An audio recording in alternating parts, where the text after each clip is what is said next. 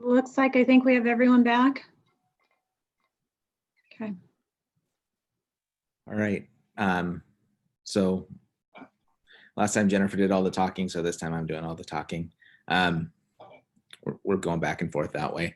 So first we want to say we appreciate the movement of your team in your last proposal that you just brought forward a little while ago.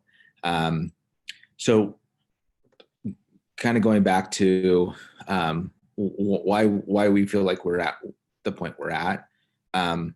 We recognize that right now we have a $830,000 budget deficit that we have to balance.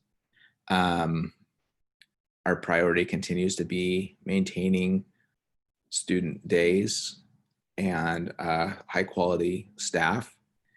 And to do those things, we can't do those things and continue to move on our proposal. We've looked at comparison with other districts that we shared with you prior to this that shows that we're above average with those groups.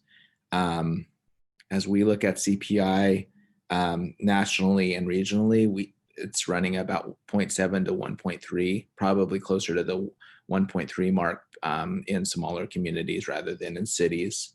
And we're still, and with all that said, I think while we appreciate the movement, we're still at our previous proposal. One of the reasons why we went that way is because we thought that if we went to that December 1st date, it would again allow a larger COLA for this year and moving forward. So we're trying to be creative about how do we address that and also understand our current budget reality. And so at this point, it's like if with that shortfall that we already have, we're starting to talk about things like maintaining workforce and number of student contact days. So that's sort of where we're at organizationally. And I know that that's a difficult spot to be. It's a difficult spot to be in terms of a employee bargaining group trying to get a strong COLA for their members, and for us to be trying to balance our ability to keep school days happening and keep people working. That's what we're trying to accomplish. And so at this point, we are still at our previous proposal.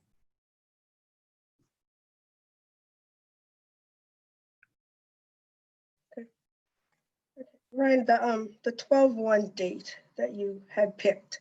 Yeah. You know, with our employees, I mean, that's a rough time of year for anybody actually with, you know, additional bills, et cetera. Then that means nothing for them until the end of January. And I just think that that's, just so you know where our thinking is on this part, that's kind of an unreasonable date.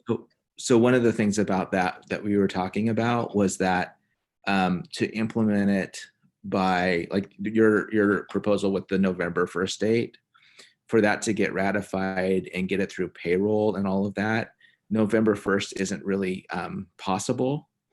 And so that's the other piece of that is the December first date is really trying to think about when could we actually have that running through payroll. It's been ratified, it's been approved by the board. All those steps that we always panic to try to get done once we get a proposal like a TA and get moving on it.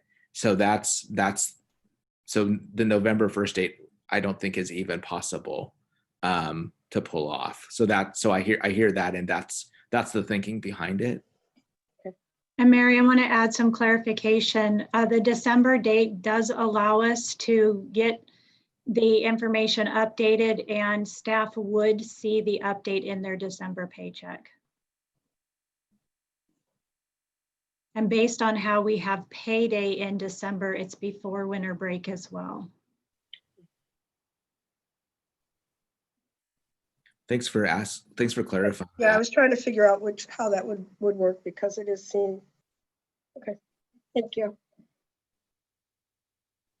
Any other questions? People?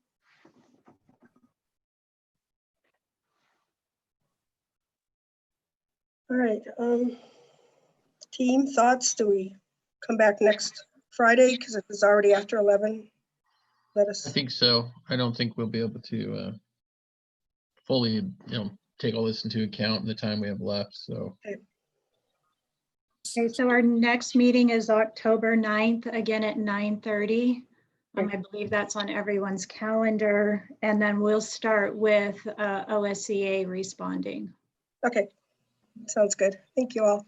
Okay, Okay, thank take you. care. Okay.